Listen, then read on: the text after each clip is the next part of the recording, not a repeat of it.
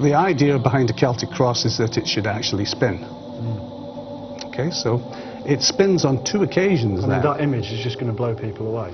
Because we've all been seeing this thing in stone. Well, they see it as a gravestone, Yeah. and it's put on a grave for a purpose. Yeah. Those that were Gnostic or knowledgeable put it on the grave as an instrument for people to navigate their way to heaven, and heaven is the stars, of course. Now, I see a very historical link there. You use the word Gnostic. Yes. And this has become a Celtic symbol to us. Yes. Of course, the Celtic Church, Yes. we know probably came from early Gnostics or Essene. Yes. So this is some kind of hidden wisdom, maybe.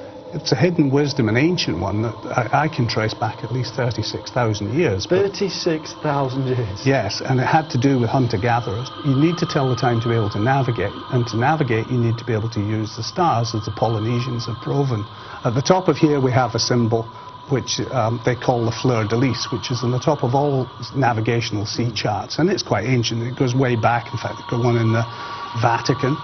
But that's similar, if you look, to this symbol here, which is the Aryan symbol, yes, for Aries, yeah. Okay, and called point of Aries, at the rising point of the sun. The Aries hook is made of bronze because it's reflective, and it's perfect for viewing the stars. And so what they would have done, one observer at night, so as not to obscure their eyes, would have lit a dim light or torch in the background and been able to hold this against the stars. The Dixon relic, then, where are we saying The Dixon relic would have been fitted to the top of the spar. So, in effect, what you have is... perfectly holds the line of the plumb. Perfectly holds the line of the plumb. There has been no finding of an inclinometer until I reinterpreted the Dixon relics of 1872. So not only have you patented the Celtic cross, yes, twice, yes, you've reinterpreted what the Celtic cross is, yes, did, yes, and even the sacred nature of that. You yes, now basically explained how they managed to create something so incredibly accurate as the Great Pyramid at Giza. yes. The circle becomes a sacred space, and here's the sacredness. And here, I think, is where some of the original knowledge lies, because the circle represents time. It represents that kind of fixed versus chaos. It represents, as you said, good and bad. If you look at the kind of structure of a church, it maintains the same structure, doesn't yes, it? Yes, it does. The knowledge of fertility, the knowledge of cycles, the knowledge of why procreation is important to be done at particular times of the year as opposed to any time you like. Why do we think in medieval maps or charts it says in the Atlantic Ocean, here be dragons? That's to keep people away from the trade routes. Why would you give away your knowledge? And they didn't give away their knowledge, they kept it. This was only for initiates, it was only for royalty, it was only for priests.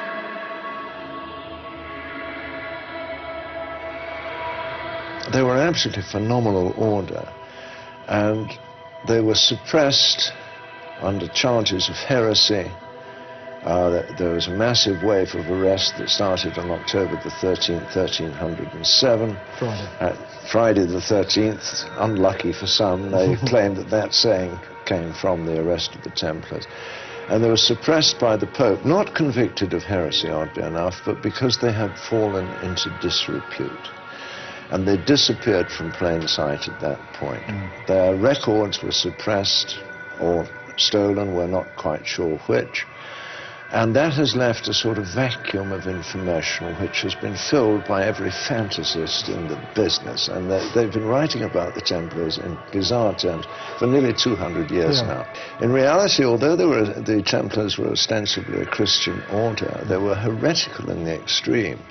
And they had been formed as a result of a family conspiracy which involved people whose antecedents stretched back over 1,000 years before the foundation of the Templar order, and families who still exert considerable influence today, and who, several centuries after the suppression of the Templars, played an instrumental role in the foundation of another controversial order, the Worldwide Brotherhood of Freemasonry. There was also a period where the Knights of Malta were under investigation by the Inquisition because of their membership of several leading members of the order within the ranks of Freemasonry. The point of that secret society, the point of alchemy, the point of the search for the Holy Grail, which is inextricably linked with the Knights Templar, is it's all about a pathway of spiritual transformation, which of course immediately places those who follow it outside the remit of the Church and classes them as heresy.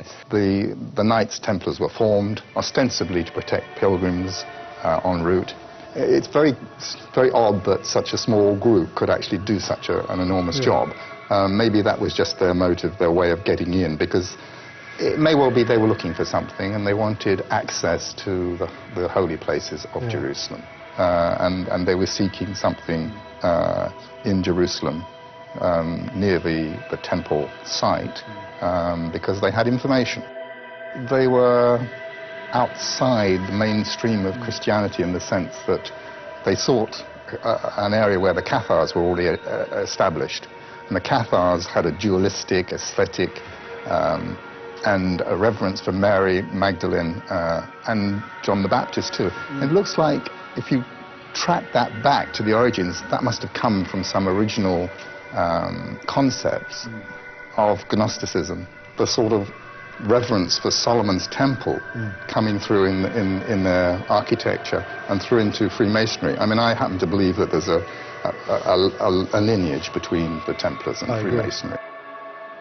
One of the other things that the Templars found is treasure.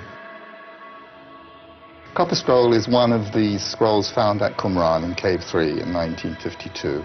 And it's an engraved list of buried treasure. Unbelievably, incredibly. And have we got any further with the Copper Scroll in the last few years? Well, I have.